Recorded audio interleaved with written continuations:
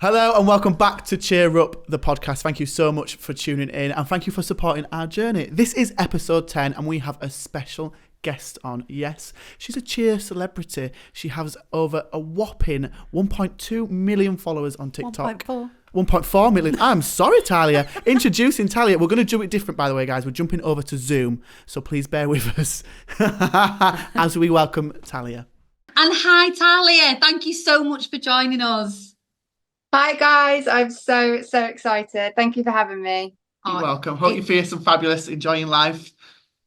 Of course, always. I'm loving the backdrop, by the way.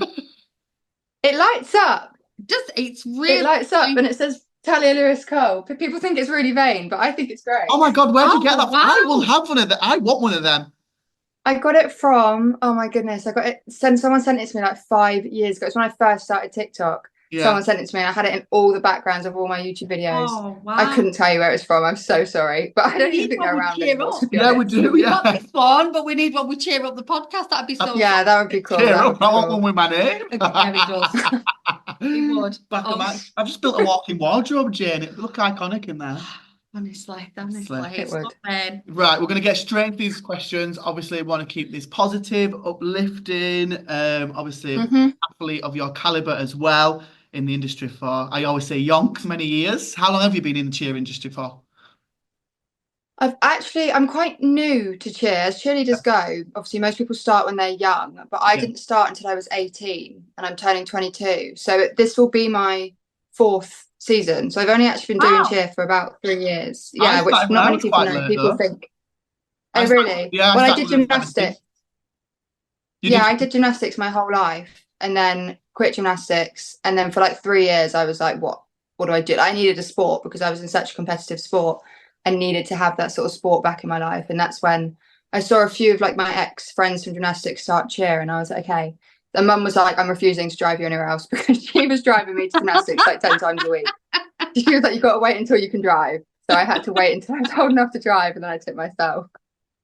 You find a lot of the ex gymnasts come over to cheer. Yeah. I think it's just because gymnastics is really, really like strict, isn't it? And you've got like within the points of when you're at competitions for gymnastics, whereas with cheer we're so fast paced, we just like throw a full. Yeah. Yeah, it's very, very different. I came to cheer and they were like, right, you need a standing fall in the next month, and I was like, hold on, in gymnastics we'd be doing this for like months. We'd be like have loads of preps and everything to do, and they just sort of send you into the deep end. It's very different. It is very, very different. So we're going to start with, we've sent you a range of questions. So we're going to start with the question. You'll have to excuse me today, Talia, because I've actually forgot my glasses. So if I'm squinting like this, I'm actually just looking at the...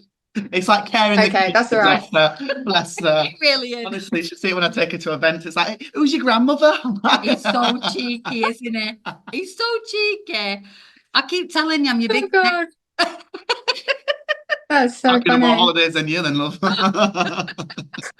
Okay, so our first question to you, Talia, is what was the moment you first realised you wanted to pursue cheerleading at such a high level?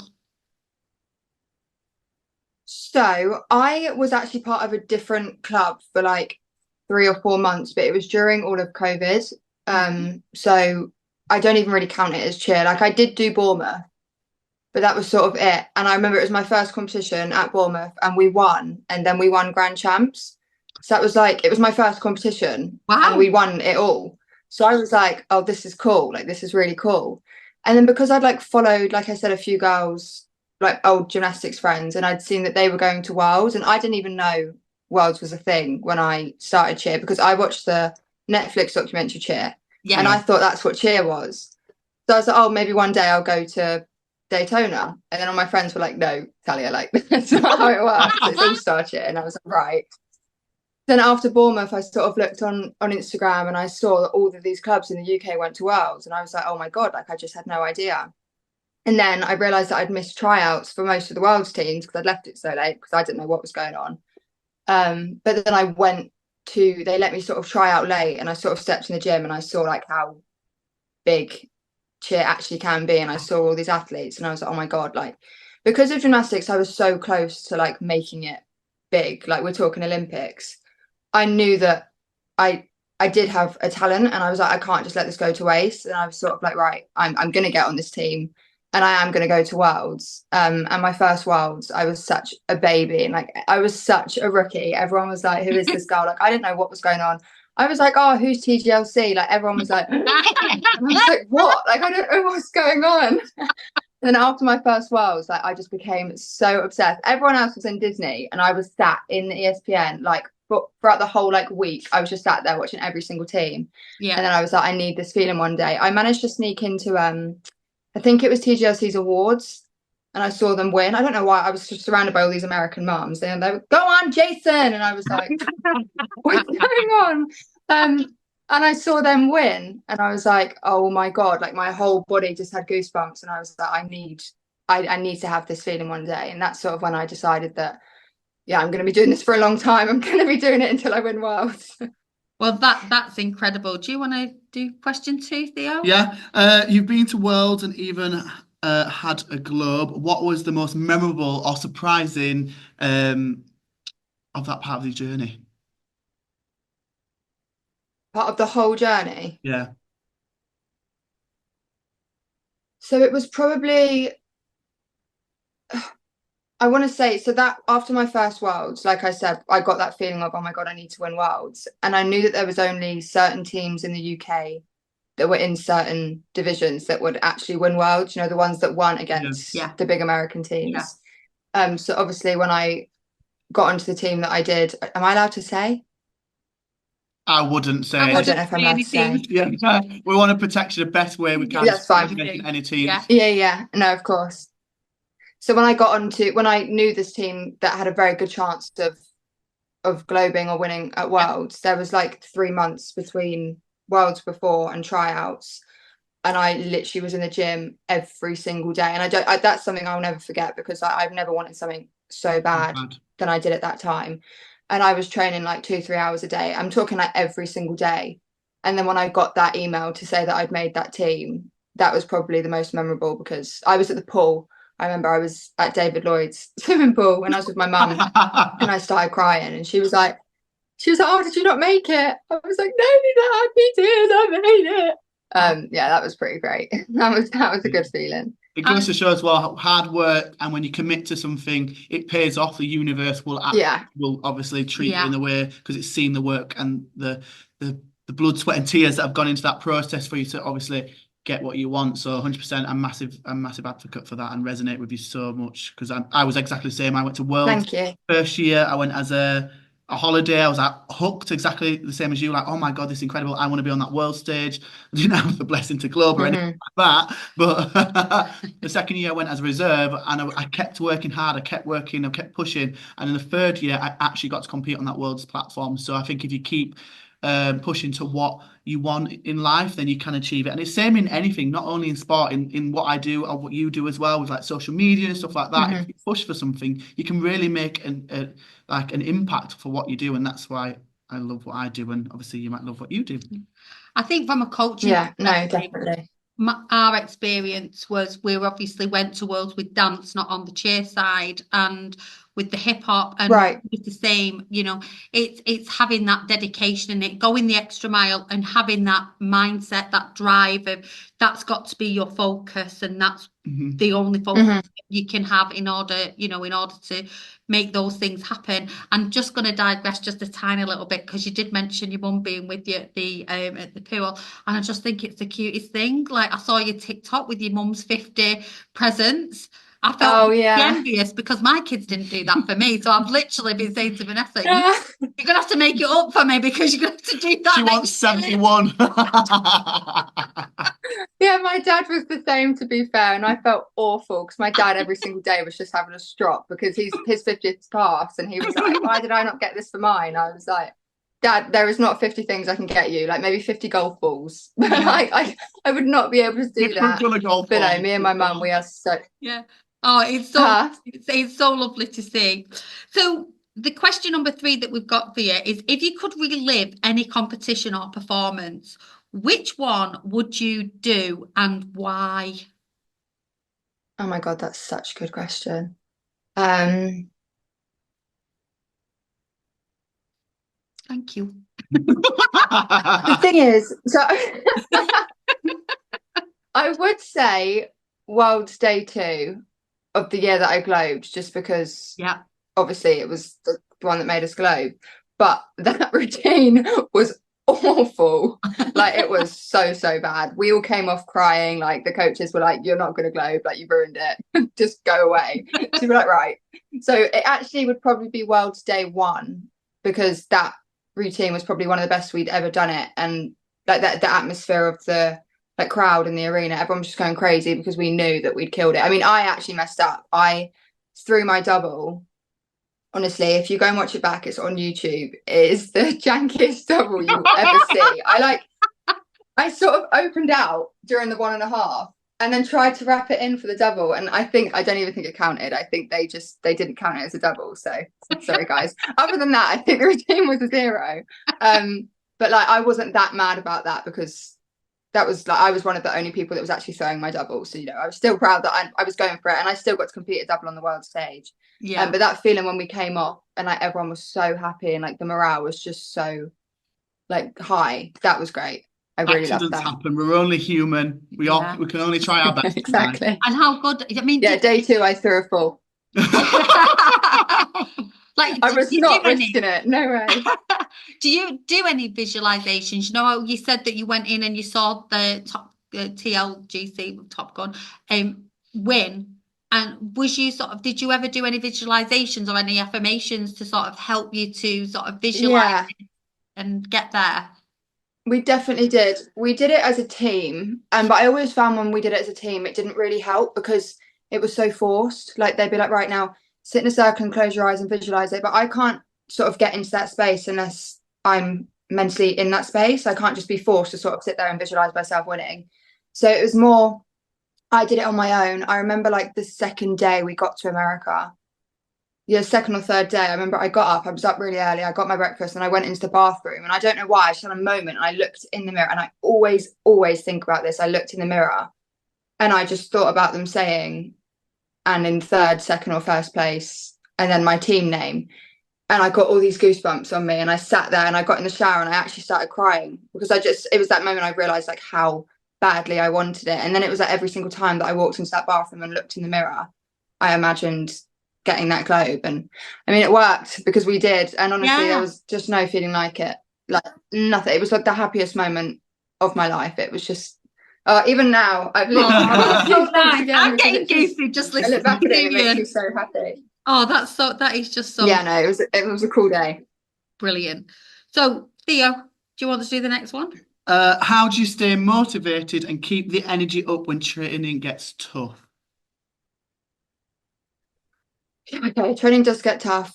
And I think I always just think back to that feeling of getting that globe, really. And I think I want that so many times again. I want to win. I want to come second. I strive for that feeling. I've always been such a competitive person. So anytime I think, "Oh, this is just getting ridiculous now," I just think, okay, but I won't be thinking that in 6 months' time when I'm winning worlds, hopefully. Yeah. And I think I also do it for like younger me as well. I think back to her and like the hours and the hours I put into gymnastics, and I just think she'd be so proud of you right now. Like, she'd think you're so cool, Talia. So keep doing it for her. And as well, my followers, obviously, I do think back to them so many times, because so many girls look up to me. And even at the club, I'm training and I can see all the little eyes on me, and I feel like I have to do it for them as well, to show, not to give up and to keep pushing. So yeah, lots of little factors just sort of I keep in the back of my head that keep me going, because it does get hard. Yeah, that's warm my heart. I think it's also as well knowing your worth as an athlete, knowing your worth as a person. I think that's one thing I used to struggle with, was like knowing my worth as a person. Now I'm just like, I know what I should expect in. I know what I expect in life. I know what I want in life. I know my worth now. I'm just like, this is me. Take me as you like it or not. Yeah. I think that's a massive thing. And having a platform, I can relate to you on that front.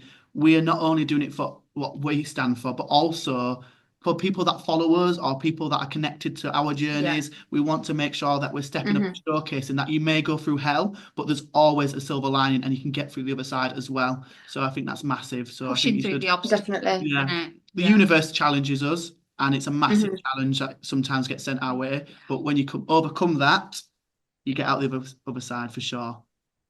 Well, I've got Definitely. another question for you here. What was the one cheer move or the stunt that always makes you feel unstoppable? Ooh, another great question, not that guys. double. Really making me Not the think. double that you did, no.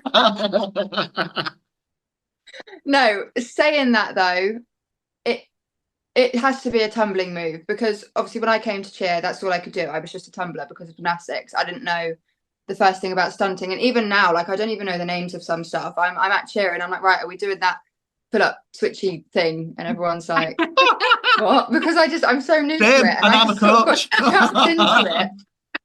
Like, I don't know what, I don't know anything. So it will definitely be a tumble skill. It probably will be my running double. Like, when I 9 times out of 10, guys, I promise it's fine. When I do that, because it is such a hard skill to master, and obviously only like the top athletes can throw that skill. So when I'm not injured, which seems to be all the time, touch wood, and I throw my double, I think it's just the best feeling, because obviously you are flipping through the air. I know that people are looking at me, and I know I look really cool doing it. Yeah, I was just about to say it just makes me feel like a proper athlete. There's that moment where you're shining for yourself there. I mean, I know it's a competitive sport, it's a team sport, but every now and again, you know, you've got that moment where you know it's your moment to shine. There's a lot of pressure in that as well. Yeah. So there is, and that's like my first 2 years cheering, I was just a tumbler. I mean, I didn't actually even compete at Worlds last year because of my injury. So the only 2 times I've been to Worlds, I have been a tumbler. So as much as it is a team sport, for me, it hasn't been, because I haven't been like had to do any stunting. I've literally just been doing my tumbles. I've just had to focus on me, which also is quite hard. I feel like it's not talked about enough. Like, when you are a tumbler, you feel so segregated from the rest of the team, because they've all got their stunt groups that they get pictures with at comps, and they're all really close and like, oh right, main stunts, let's go do this. And then the tumblers are just sort of like sat at the back, and like we just don't feel as involved. I think that's definitely something I've struggled with, but I've just sort of worked on making my tumbles the best they can be, so that everyone sees how good I am, and that I've got that sort of like you said, moment to shine, because I don't have it sort of anywhere else in the routine. So that's like my moment. Yeah, and that's really interesting, isn't it, from a coach's perspective, to think about when you sometimes it's easily done when you're concentrating on the stunts and you're like, all right, tumblers, go and get your quick break, or you know, whatever. We can all be guilty of that, but I think sometimes it's really important to make sure that we're all inclusive as that, you know, as that team as well, you know, that's some feedback sometimes that you can get when you're doing different sections of the routine. It's always a little bit difficult, isn't it? But no, that's really it is. And the thing is, it's not even like I've never held that against the coaches or the athletes and been like, oh, they leave us tumblers out, because obviously they don't do it on purpose. They just won't even realize that that's a thing, because it's just something that's not really spoken about, and it's no one's like fault per se. It's just something that does happen. And I think you can, as a coach, you're that highly focused, especially when it's so high level and it's so high pressure. You're focused on what needs to be done at that particular time, aren't you? So I'd like to say it's of course, just because of the focus of where you're actually going to. So we're going to go into long talk and big impact here. So we usually call it short talks, big impact, but we're going in long talk and big impact. Big impact. Yeah. Okay.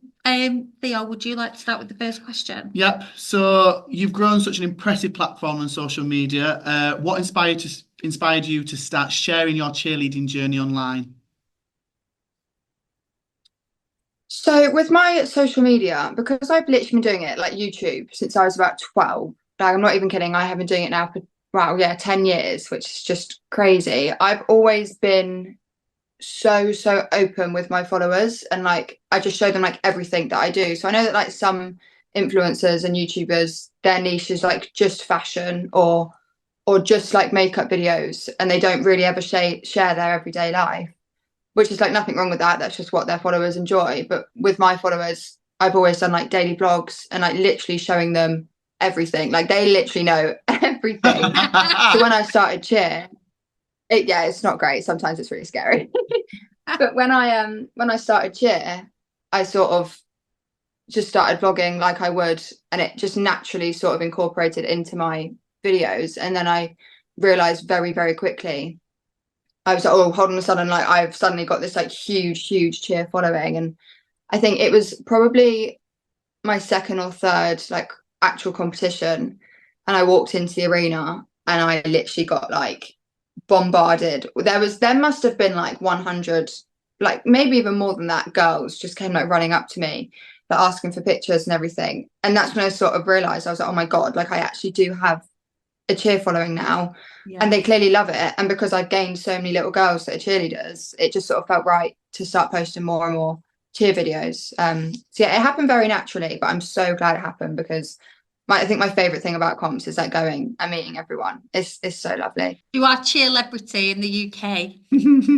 You are you are you are our Cheerlebrity I guess so. in the UK. And that's a big pressure, isn't it, as well? Like I'll take it. before, when you was talking about the younger athletes in the gym looking up to you, there's a big responsibility for you there, isn't there, as well? If like you've got a lot of younger cheerleaders looking up to you and sort of what you're putting out there into the world. Definitely, and especially at competitions, because I mean I have girls message me that sort of say I'm not even cheering. I competed on the Saturday, but I've convinced my mum to stay to the Sunday to watch you. And all of a sudden, like we see sort of everyone else compete and they've got like an average crowd, and then we step out on the mat and there's like hundreds of people. And I apologize to my teammates. I'm like, guys, I'm so sorry, there's so many people watching. Like I know it's so scary because we step out and we just see all these people. And I think it's so hard because I'm trying so hard to do well for me, the coaches and my team. But then different to everyone else, I've got hundreds of people watching as well. And I know there's people that live stream it and it goes straight on TikTok. So it's like anything I do wrong, like people are going to know about it like straight away. And there was one incident, it was nationals, not this year, the year before in Nottingham. And I messed up a tumble. And the girl on my team was on my team who also does TikTok, and she also messed up her tumble. So we were the two that messed up. But she's also really big on TikTok. And we both sort of came off and we were just crying our eyes out. And obviously I was just hugging her and I was like, it's fine, it's fine. And then so many, we're like, just got off the mat. We're crying our eyes out, so upset. And like 50 girls came running over and was like taking photos of us. And like, that was the first time, I wouldn't say I snapped, but I turned around and I was like, stop. I was like, that's enough. Like, I love you guys, but there is a time and a place. And I was like, right now is clearly not that time or that place, because this girl, she's a lot younger than me. So like, I've dealt with this for like 4 or 5 years. I'm sort of used to it, but she's only been big on social media for about a year. So I could tell she was just terrified. She didn't want to speak to anyone. So I was just like, guys, please just leave us alone. Like, come and find us in an hour when we've sort of calmed down and we're okay. But yeah, that day was awful. That was not a good day. I was not happy. Anyone that met me that day, I'm so sorry, because I was probably so But I suppose that's the difficult, isn't it, when you're in like the public eye? There are some very personal moments that you might want for yourself, and that's where I suppose it can become easy. I can 100%. Yeah, definitely. And I put it on my I can definitely. I've said it before on Instagram. I've just been like, guys, I love you, but please don't come up to me when we've just come off the mat, or like when we're in callback. You know, when when you watch it back, what's that called? Playback. When you're watching it back, and then all of a sudden there's like 30 kids, and I'm like, my coaches are starting to get really mad, and they're like telling them off and telling them to go away, and I'm just there, and it's all like really awkward, and I'm like, sorry guys, like I'll come find you. I always feel really bad, but I think that hasn't happened since then, and I think everyone's sort of like understood now that there is a time and a place, and it's all good now. We'll have to start getting bouncers for you. Sorry, she doesn't play. Okay, do you want to go? Imagine. You're seen as such a role model by many young athletes. How do you approach being a positive influence in the competitive field? It's hard. I won't lie. Like I said, just from that previous question, it's so hard in times like that to stay positive. Because you just literally want to cry and like run off and not speak to anyone, and anyone else that falls at comp, they fall at comp and then it's just sort of forgotten about. Whereas when I fall at comp, I'm reminded for the next like 2 weeks, oh my God, are you the one that fell at nationals? Yes, that was me. But I think it just goes back to me always being so like open. So Pardon? if you did a fall, you'd probably end up on a meme. Everybody be sending it, you know, if you come. Yeah, probably. They'd do like a little gif yeah, of me like. yeah. But yeah, it just goes back to me being so open and honest with my followers always. And I'm very much like, I will just speak to them about it. Like, I won't sort of try and hide it and pretend that it hasn't happened. I'll sit down and be like, look, guys, I did fall. But like, I'm human. Every cheerleader in the history of cheerleaders has fallen or messed up at some point. And I just try, like, I take my mistakes and I try and like flip them and just show people that it is normal and it's okay if that happens. And I think that's sort of the best way to approach it, really, is to just to be real with them and show that it does happen, but it's okay and you're going to be fine. So if you was looking back, what would you tell I know you mentioned it a bit earlier on that your younger self would be really proud of you. What would you tell your younger self at the start of your cheerleading, your gymnastics cheerleading journey? Good luck. Honestly. I'd say, Talia, you don't know what you're getting yourself in for. No. I love it. Really? We're going to have to wrap up. I would just sort of... No, go on, you can answer it. I was just going to say, like, there are times where it's really, really hard, but like the rewards are so worth it. Yeah. So just keep going. So if you had any advice to any aspiring cheerleaders that are out there, what advice could you give to the younger athletes that look up to you and want to aspire to be like you? Or anybody facing a difficult time within what they're going through in their journey? I think the most important thing to do, or what I would say, is to have a voice, 100% have a voice and stick up for yourself, because I got told so much, like during gymnastics and cheer, that every time I spoke up to an adult that I was back chatting or I was talking back, when I was just sort of standing up for things that I knew were right. So I would always tell the younger generation to don't be rude, obviously, don't go out there and just shout at your coaches, but like if there's something that you believe needs to be spoken about or you don't agree with, then you have every single right to tell that coach, not in a rude way, just go up to them, be like, look, there's something I need to speak to you about, because you're going to gain so much more respect, for one, from the coaches for doing that. You might gain respect from your teammates as well, because they'll see you doing it and then they'll feel like they can do it, and it's just going to make a happier environment in general, really, because if you always just sort of sit back and let yourself be spoken to in a certain way or let things happen that you don't agree with, then it's not going to be healthy for anyone in the long run. And what are your future aspirations? What are your next goals? You've already globed. What are your aspirations for the future? Well, I don't know how many years left I will be cheering. I mean, I've said this season could be my last, but like, I don't think it will be. I've just sort of said that. I don't want it to be. We all say it. Yeah, I know. This was going to be my last. This one's literally. No, I don't think I'll ever like fully be gone from cheer. But I mean, this year I'm obviously flying for the first time. So I think that's just what my main focus is on at the moment, is just going to comps, flying, which is what I've always dreamed of and something I've always told I'll never be able to do. So to be able to go to a competition and fly and just sort of prove everyone wrong, I think it's going to be so special for me. And then maybe win worlds. Yay! Fingers crossed. Do you think you'd ever want to go into coaching? That would be great. I coached gymnastics my like whole adolescent life, from the ages of like 12 to 17. I was coaching gymnastics. I did enjoy it. I just feel like I don't know enough about cheer to coach. Right. To be honest, like I said, I don't even know what half the skills are called. Yeah. You still maybe one day you've still got that life in you yet as an athlete, and you've still got your many aspirations. Yeah. Maybe your goals that you want there. And you're the beacon light. Definitely. And I've done it. No, I'll let you go first. Sorry, I've done a few what are they called when they sort of like guest coaches? Oh yeah. Like I've done a few of them, which has been really fun, where I've gone to different clubs and helped out. And I definitely would love to do that more in future with like tumbling, because that's obviously my sort of specialty. It's what I've been doing since I was like 4.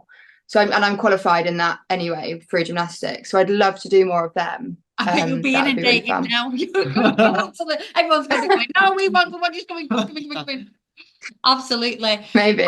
You are a beacon of light, and your TikTok, like you say, is not just about cheer, but there's such a you see your family and your lovely boyfriend and all your little one with your little yellow dress on. I've just been seeing. I'm a bit of a fangirl myself, so Honestly, thank you so much. Granny fun. But honestly, one last thing. What would your 3 words be to anybody who is just looking for light in a dark space? 3 words. Yeah, 3 powerful words that you would use to kind of tough. Somebody said it to me. That's why. Okay. That's a really mean question. Okay, first word would definitely be courage, because I think that's so important. Courage, smiles, and kindness. I think that's all you need, really. And that's something we say all the time. A smile goes a long way. Yeah, a smile goes a long way. And one of my highest values in life is kindness. So, yeah, I think we're all on the same 100%. page there. Thank you so much. We're so appreciative that you've come on and supported us at Cheer Up the podcast, because we're hoping to be an educational platform and getting voices out there and to inspire this fantastic sport that we've got and let people know about it. And bring the fun back as well. Bring the laughter, the positivity, the smiles and everything like that, because that's what it's about. The positive outcomes that you can bring. Cheer needs that. Cheer needs to go back to being fun. I think everyone forgets that we pay to do cheer. Amen. Fun. Thank you so much for sharing your story. We'll let you get off. Have a good time tonight at the event. I'm sure it'll be Thank you. What an amazing chat that was, Jane, with Talia, wasn't it? It really was. And I was literally over the moon when she agreed to come on to the podcast, because I'm a bit of a fangirl. She's fangirling, bless her. Thank you so much for tuning in to that episode. You can follow us on Cheer Up the Podcast on Instagram, TikTok, and you can listen in on Spotify, rss.com, and you can also find us on YouTube as well. Can't get my words out. Stay in school, kids. It's important. This episode has also been sponsored by the amazing, incredible, cool events. Incredibly cool Ice. We love you, Ice. Thank you so much for sponsoring us. With me, what you see is what you get. This is what makes a podcast so magically funny. I've been Theo. And I've been Jane Valentine, and it's a goodbye from me. See you.